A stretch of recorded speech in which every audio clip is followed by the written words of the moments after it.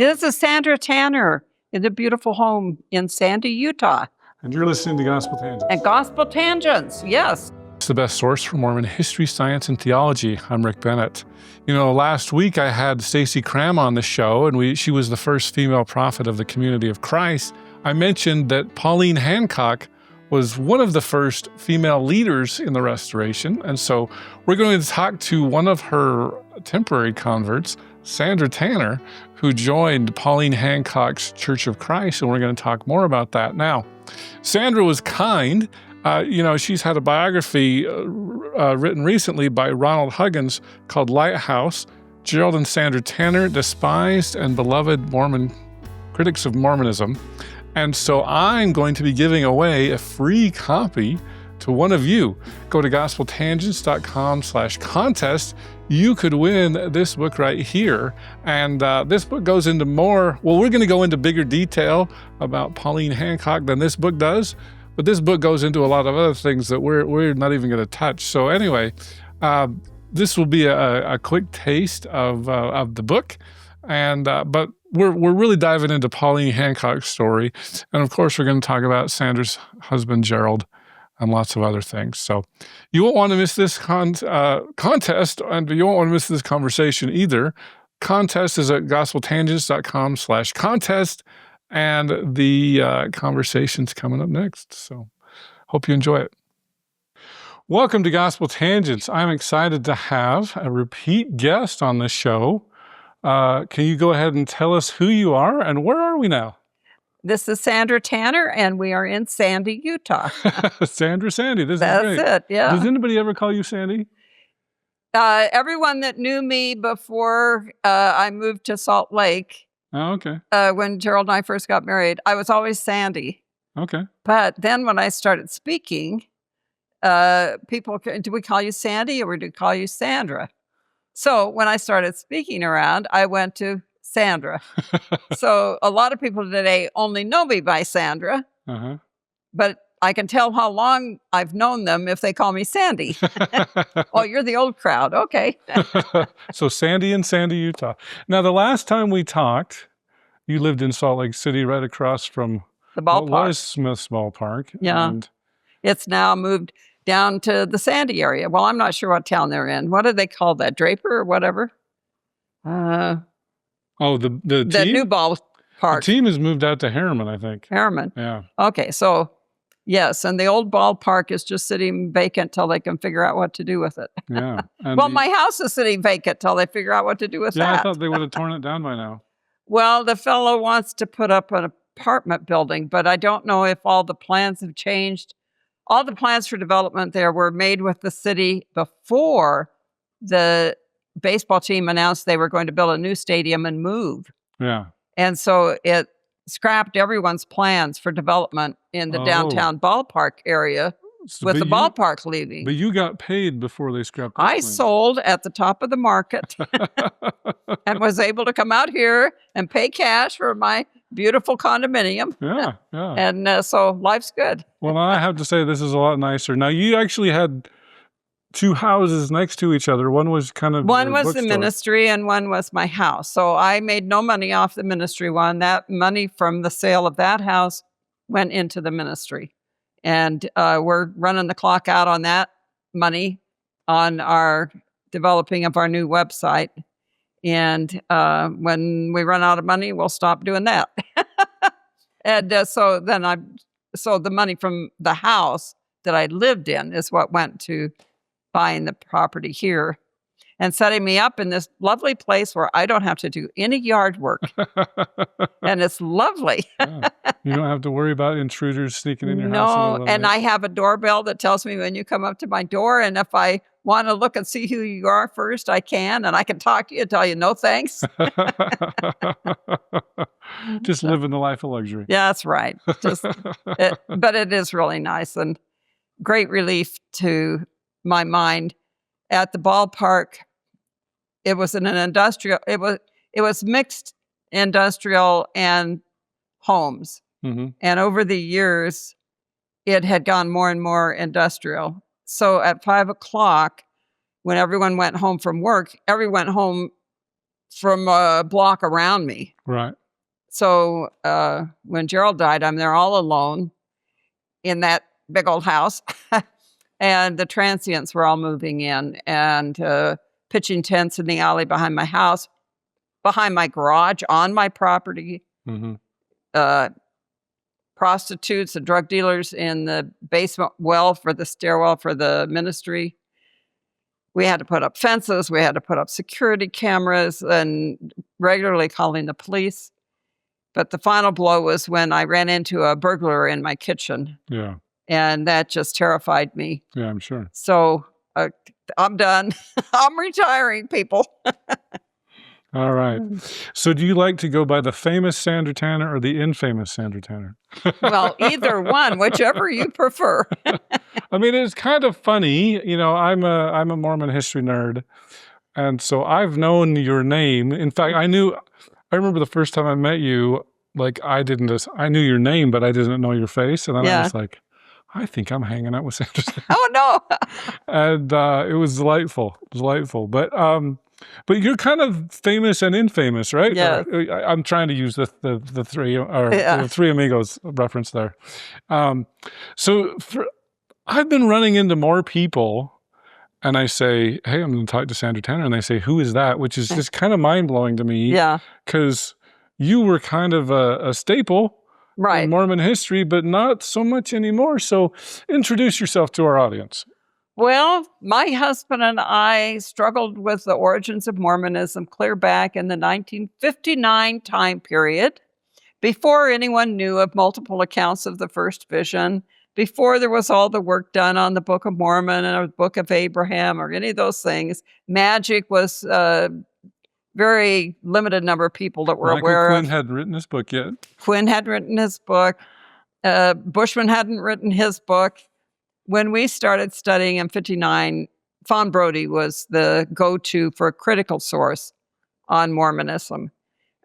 Jerald read, for trying to bolster his faith in the Book of Mormon, he was reading Francis Kirkham's volumes, New Witness for Christ in America. And hardly anyone out there is going to know Francis Kirkham's work. But he was a very nice Seminary Institute guy. And he was trying to address some of the Brodie arguments. Brodie's book was written in 45? Fawn Brodie's book came out in 1945. It was the go-to standard for looking at critical material. And she mentions E.D. Howe, Mormonism Unveiled, and she mentions Bennett's book. John C. Bennett. Yeah. Not mine. No, History of the Saints. And she mentions the 1826 trial, but Wes Walters hadn't found the paperwork on that yet, so it was still something that was being questioned as ever happening. When we were struggling at the beginning there, although Brodie has a brief section on the Book of Abraham, that was not something we had got into yet. For us, the main thing was the Book of Mormon. And so our original thought was, if there's any truth to Mormonism, it has to be at the start. So the first thing that comes out is the Book of Mormon. That's our litmus test for what we are going to hold on to in Mormonism. If it's not part of the Book of Mormon, we're jettisoning it. We were studying changes in the Doctrine and Covenants, some on polygamy, but our studies were more on Doctrine and Covenants area, the history up through Nauvoo. And that was our main focus through that time period. And we saw so many changes and problems. Of course, the main thing was David Whitmer's pamphlet, An Address to All Believers in Christ, that he did in 1887, New Witness for Christ in America. And Whitmer tells in there about his view was the Book of Mormon's the main thing. Joseph got a big head, invented all this other stuff, scrapped the later stuff, just go with the Book of Mormon and the Bible.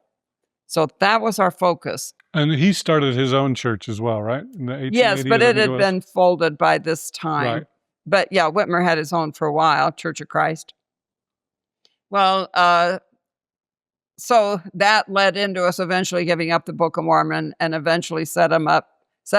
Well, you're jumping ahead Oh, there. okay. But that's how it all started. Okay. So, and I remember the last time I talked to you, I think it was 7 or 8 years ago,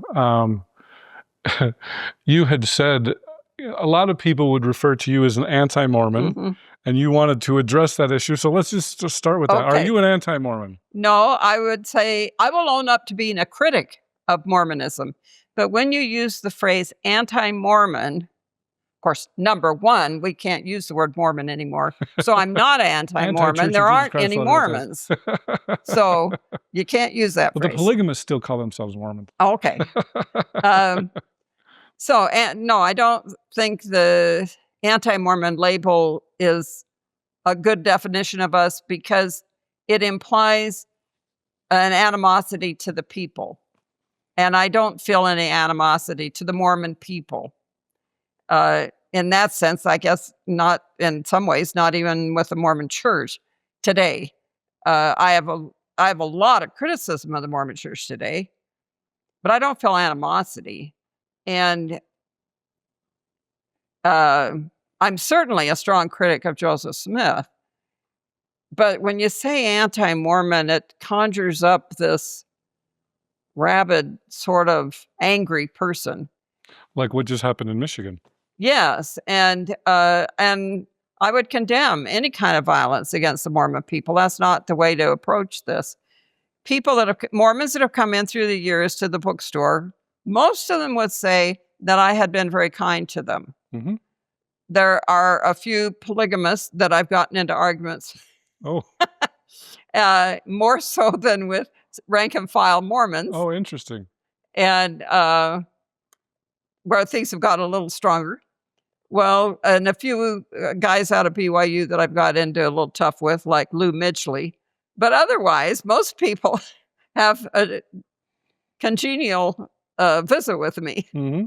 So anti-Mormon, I don't think describes where Jerald and I were coming from or the way we approached people about it. Okay. But you would be comfortable with the label a Mormon critic. Oh, absolutely. So you're not an anti-Mormon, you're a Mormon critic. Right. Okay. All right. I just wanted to get that out of the way. Okay. Right that. off the bat. All right. So I remember the last time we talked, and I want to dive more into this part of the story. Last time, so you and Jerald were pretty much newlyweds. You were both kind of looking into the origins of the church. Something's fishy. But back in the 50s, you still believed in the Book of Mormon at that time. Right. And then, I recently interviewed Stassi Cramm. She's the new president prophet of the Community of Christ, the first female prophet of Community of Christ, but not the first female leader of a group. Yeah. And I actually made the statement, and maybe you can correct me here, that Pauline Hancock was the first female leader, and you joined her church. Yeah. And then I found out that wasn't even true too, or maybe that may not be true. Do you know, is there another female before Pauline? I am not aware of one. John Hyacek told me there was, but I can't remember who he said. So maybe there is. But anyway, she's the first one I'm familiar with. Right. It's the only one I know of in that time frame. But with a number of splinter groups between 1959 and 1830, there certainly could have been another woman heading up some splinter group, but I don't know until Pauline. But I want to dive into to Pauline's story.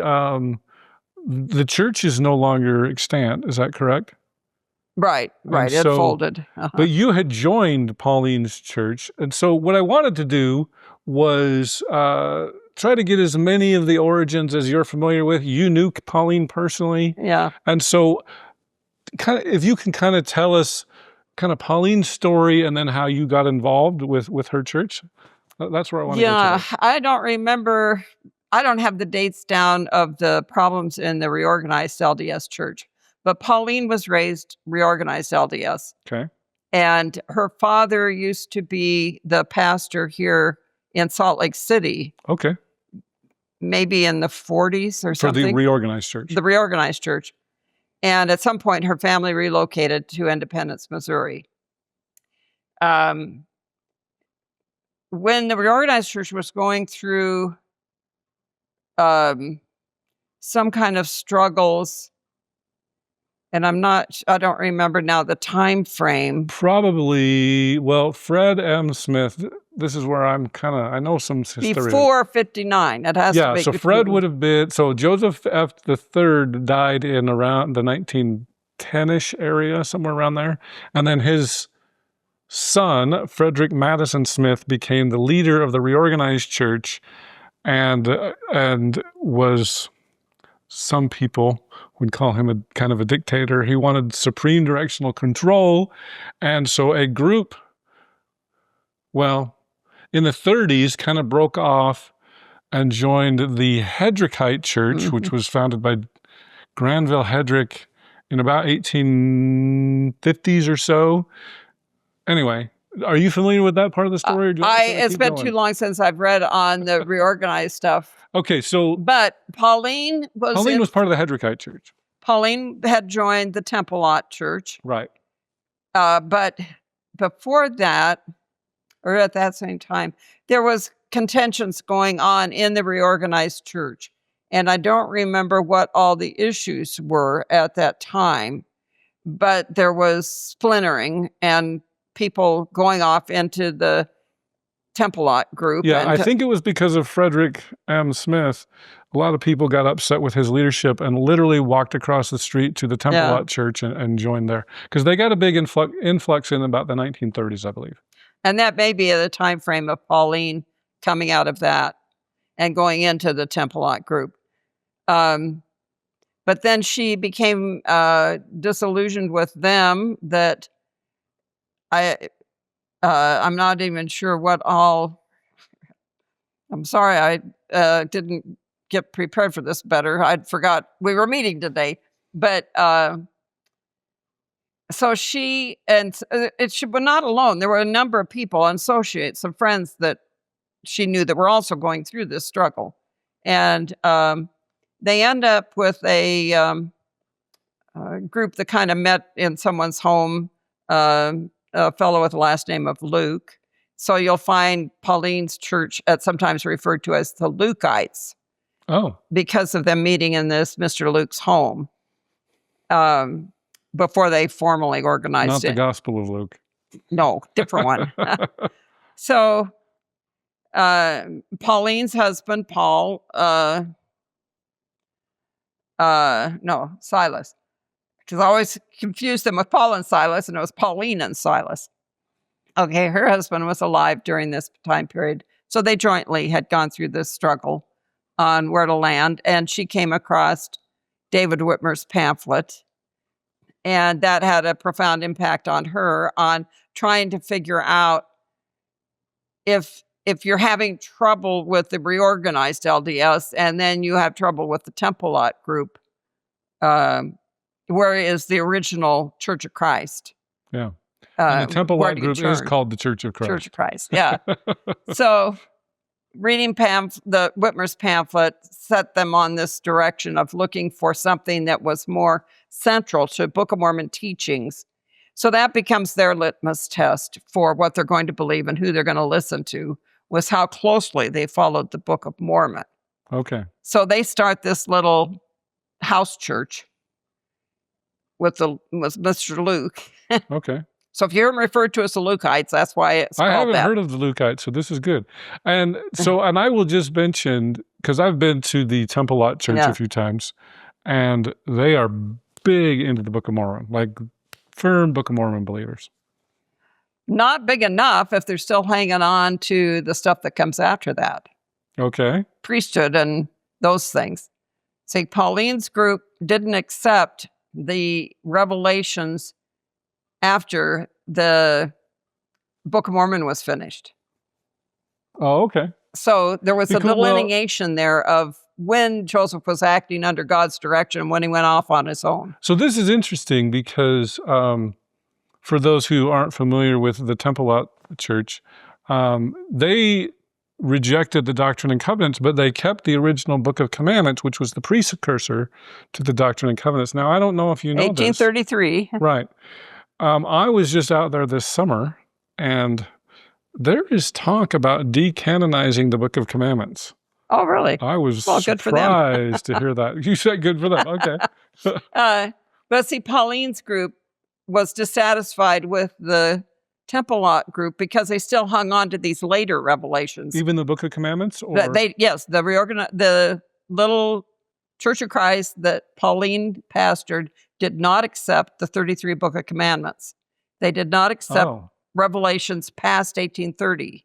Oh, that's interesting. They felt Joseph was only called to bring out the Book of Mormon, not to start a church. Okay. So they rejected all the Book of Commandments and the Doctrine and Covenants and everything. They just threw the baby out with the bathwater. They accepted some of the earliest revelations before 1830. Before 1830, and but not canonized. But they accepted them as God's direction for the group. Okay. So since they didn't feel that God called Joseph to set up a church, they weren't looking for a restoration group in that sense anymore to join, because they didn't feel any of them were valid. So all priesthood was no good, basically, right. in their eyes. Scrap all Aaronic Melchizedek priesthood ideas. Wow. They weren't part of the group. They were fundamentalists. Yes, right.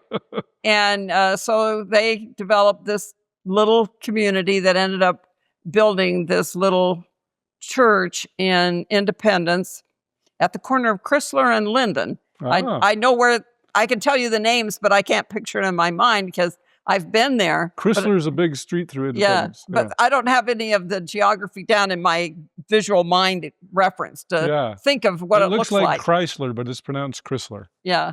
So at this crossroads of the West, this little basement church, which originally had they intended to get a top on the church. So for years, it was just referred to as the basement church. And if you went there now, it has a building on top of the basement, but it's a restoration church now that bought the property. And so some splinter group meets. A splinter RLDS group. Yeah. Oh, I'm going to have to go back and find it now. Yeah. This is a good thing. I'll get some reconnaissance. Yeah. So so this is the 40s still? Early 50s. Early 50s. And so they have this little basement church going. So it comes up above the ground, like 4 feet or something, and then has a little entryway that sticks up higher for the door to go down the stairs into the basement church. That sounds interesting. And then when you got down into the basement church, had as I recall, I think it had a little bit of a sloping floor, like a theater, and they had like theater seats in it. Oh. So they flipped up and had armrests and that. I assume they bought some used movie theater chairs and put them in, as I recall it. And then at the front, they had a kind of wood paneling, knotty pine or whatever, across the front of it. And they had a baptismal font in the front behind where the pulpit was, and a full immersion baptismal font there in the basement. And so let me just back up 1 second, because it sounds like baptism by immersion is a big deal. And my memory, because the Book of Mormon has baptism. Okay. Well, also the Aaronic priesthood, section 13, was supposedly restored in 1829. They wouldn't have accepted it. They wouldn't have accepted it, even though that was 1829? Yeah, I don't know I didn't discuss that with Pauline, so I don't know just how they dealt with that. I don't know if they thought it was not valid for historical reasons or just doctrinal reasons. Because that probably wasn't published until the 1850s or 70s, I would guess. Well, that's probably why it didn't come into their purview. That's probably why it didn't do there. Okay. So, and some talked about only accepting revelations that came through the stone. And so they believed in the seer stone. Yeah, they knew David Whitmer's story, yes. That David Whitmer said he used the rock in his hat. They were fully on board with the rock and the hat story. Oh, okay. And so some of them held to only things that came through the stone were authentic. Then when he started just spouting off revelations, that's his own. Okay. Well, I that would started to have a explain- problem with that later on. That would but- explain why they wouldn't accept the 1829 vision of John the Baptist then. Okay. So they have this little church going, and they've got, I don't know, 100 or more people. They had a full church by the time Jerald meets them. Now, Jerald meets them before I do. And this is in Independence? Yeah. But Jerald's here in Salt Lake City, rebellious teen, gets to the ripe old age of 18, and the bishop's telling him it's time to straighten up and go on your mission. And at this time, it had been announced that the Mormon Church was going to help fund Pioneer Theater up at the University of Utah. And so you want the time frame, you look up and figure out when the church first announced they were going to help fund the Pioneer Theater at the U. And Jerald heard this and he thought, how can it be the true church and be throwing money, tithing money, into producing a commercial theater for commercial entertainment? That he felt this was a misuse of tithing funds. And so there were things like this that hit him at the time. And anyways, with the challenge of, it's time to do a mission, he read the encyclopedia article on Mormonism, and it mentioned the splinter groups, that there are other kinds of Mormons. Well, he didn't know anything about them, so he asked his mom, and she said, oh, we never talk about those people. They're all wrong. Just put that out of your mind. So he was curious. He looked in the phone book, and here's a reorganized church right here in Salt Lake City. So he goes down and visits there. And the pastor thinks he's got a great chance to convert a Utah Mormon, and starts telling Jerald all the problem areas in Mormonism. Especially polygamy. Yeah. And so when Jerald's visiting at the reorganized church, he meets this barber named James Wardle. Okay. And James Wardle, reorganized church, he has a barber shop down where the Matheson Courthouse is now at 424 South State. And a big old apartment building. And on the bottom floor, James has this barber shop, 100-year-old barber shop. Well, 150-year-old now. I mean, whatever. It's all been torn down. But it was a barber shop from 1900. You walked in and you step back in time, 2-chair barber shop. But there were 2 rooms behind the barber shop. And in those back rooms, James had one of the largest collections of historic books on early Mormonism, like first edition Book of Mormon. I mean, when I'm talking about early sources, I mean early sources, real stuff, So he had all these books at the back of his barber shop. So when Jerald meets James at the reorganized church, James says, well, hey, you're going to look into Mormonism, you need to come down to my barber shop because I got all the stuff, So James gives Jerald David Whitmer's pamphlet. And so in talking to James about Whitmer's pamphlet, which Jerald was mad at Whitmer, he thought, if this guy's telling the truth, I got to know about this. But if Whitmer's lying about all this, people need to know not to believe this guy, because he's saying all the revelations got changed, doctrines got changed, and the priesthood was not real. And so Jerald was ready for war on Whitmer. Well, James is showing him all these early documents and helps launch Jerald into his study of Mormonism. Now, Jerald's going to the U of U at the time. And so he does a year at the U, and then he drops out of school for a year and just worked at a menial job. Read the whole 6-volume history of the church, all the scriptures. I don't know what all he was reading, but he just read voraciously. And he's got all these questions and problems with early Mormonism. The pieces don't fit anymore. And he's not persuaded by the reorganized church because reading Whitmer has changed his perspective that none of these splinter groups out here sound like original Mormonism. So if we're going to believe Joseph Smith's claims, what were the first claims? So he was still on board with Joseph Smith at this time. Jerald was. Well, he's got problems because he changed the revelations. Okay. So he doesn't know what to do with all this. So then he determines that, okay, well, I'm going to go back to the very beginning of the thing and work forward from that. All right, so we've got the Book of Mormon. I'm going to read that. Okay, I'm good with the Book of Mormon. We're okay there. And reads Whitmer. Okay, we're okay with the Book of Mormon. We don't know now about the Doctrine and Covenants, though. So he's reading that and the Book of Commandments and realizes there's all kind of changes and he can't accept all this. Whitmer's right. It's all been changed. Anyways, well, before he realizes that he can't accept the Book of Commandments, he's troubled by Whitmer's statement about that it's been changed. That what's been changed? The Book of Commandments. Book of Commandments. Okay.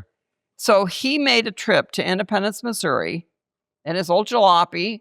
This is going across Kansas when there's a gas station every 300 miles or whatever it is, no AAA, nothing. And he's got this old crummy car. Anyways, he makes it out there with some car troubles and goes to the Temple Lot Church. And they got out a Book of Commandments and showed it to him. Mm-hmm. He verified that Whitmer was right. The revelations don't read like the current version. Well, so that was a game changer. Okay, we can't believe the Doctrine and Covenants anymore. Whitmer's right. See, now this is funny because if you go to the Temple Lot Church, one of the things, this didn't happen the most recent time, but I've been there and they would talk about, now you pull out your Doctrine and Covenants and I'm going to pull out my Book of Commandments and we're going to read and you're going to see these changes. Like they still do that today. And apparently they were doing this in the 50s as well. Yes. So not much has changed. Right. Except for now they might be getting rid of the Book of Commandments. So this is interesting. But anyway. Yeah. Well, so James Wardle, the barber, had told Jerald about the Temple Lot group and, of course, reorganized headquarters there, and had told him about this little Church of Christ that Pauline Hancock headed up, that he might want to visit them as well, that they were more in line with David Whitmer than the other splinter groups that were around. Okay. Now, Jerald was never interested in the polygamous groups. Right. So, they did not even come into the equation. We want to know what 1830 Mormonism was and what it should have been, what did God intend in 1830 to happen. And Whitmer... it's easy. If he's throwing out all the DNC, he's throwing out 132 immediately. So that makes sense. All of that's gone. Yeah. So, but this does bring up the question of God. Because if you've only got the Book of Mormon, what do you do with the current Mormon teaching of God? It doesn't fit the Book of Mormon. The Book of Mormon is clearly one God. The Father, Son, and Holy Ghost is one God. You look at the witnesses statement, it's one God. God is the Father because of the Spirit and the Son because of the flesh, being one God. Okay. It doesn't sound like Utah Mormonism. For sure. And especially not in 1958. So is George turning more towards a Trinitarian view? Jerald? Jerald. Or towards a Trinitarian or Binitarian or something? Well, he wouldn't have known the terms and he wouldn't have thought in that way. Okay. It just... but he just thought the Godhead theology was wrong. Well, yeah, the Book of Mormon theology was different than what Utah Mormonism's teaching. Okay. And it seems to be a little different than maybe even what the reorganized church is teaching. But he's not really clear on all that. Okay. He read the lectures on faith. Okay, which is kind of and the Trinitarian. 35 DNC. So he's trying to figure that would have these been all too late. out. Well, yeah, but you've got to incrementally figure out what did Joseph Smith believe at the start of this? And when did it start changing? Okay. How do you get from 1830 to today's, or to Joseph Smith's King Follett sermon? Okay. There's some sort of trajectory Which is there. like 1844, I think, right? Yeah, in 44. Jerald visits Pauline's little group. Well, they take him like a long-lost son and just love on him. He's taken into one of their homes to stay for weeks as he tries to sort all these things out while he's doing his research. Pauline's talking with him all the time, and different people in the group sharing their experiences of how they went through the same struggle, and all along telling them, all you really need is Jesus. You don't need all this other stuff. Just go with the Bible, Book of Mormon, believe in Jesus, and scrap the rest. You're not going to find the true church out there. We meet together. So they never claim to be the true church. They never claim to be the true church. We just want to be as true to what God wants us to be as possible, but we aren't claiming you got to be part of our church. Okay, but big on Book of Mormon. But, oh yeah, Bible, Book of Mormon. And so Pauline had a tremendous influence on Jerald. He came home after a few weeks in Missouri, and this would have been in 56 or 57. I'm not sure of the years. And then he went back again in 58 and stayed a month with them back in Missouri in one of their homes. And through this all, he came to a new understanding of his relationship with Christ. I mean, in Protestant worlds today, they would talk of a born-again experience. But Jerald wouldn't have pointed you to a day or hour or a crisis of faith experience. It was just something he grew on. A gradual born-again. Gradual thing of reading the Bible and Book of Mormon, mainly Book of Mormon, and feeling drawn to Christ and starting to see a differentiation between what that looked like as opposed to being a member of a church and looking for priesthood authority or the right group or something. And the focus changed to it's my connection to God, to Christ, through the Bible and Book of Mormon, but in a personal way, not in an institutional way. I hope you enjoyed our conversation with Sandra Tanner. There's a new biography out on her and her husband, Jerald, called Lighthouse, Despised and Beloved Critics of Mormonism. So go to gospeltangents.com/contest. You could win this book right here. In our next conversation, I'm going to ask if Pauline Hancock ever considered herself prophet or if she had any sort of vision. But never claimed to be a prophet. Now, she did claim a vision of Christ. Oh. When she was... That sounds like prophet material right there. Yes. Well, this is before the group started meeting as a church. Thanks for listening, and I hope you to continue to enjoy Gospel Tangents. Consider becoming a Patreon or go to gospeltangents.com/shop, and you can get a cool tie, a hat, or even a nice mug. You can also get a sweatshirt. So check it out at gospeltangents.com/shop.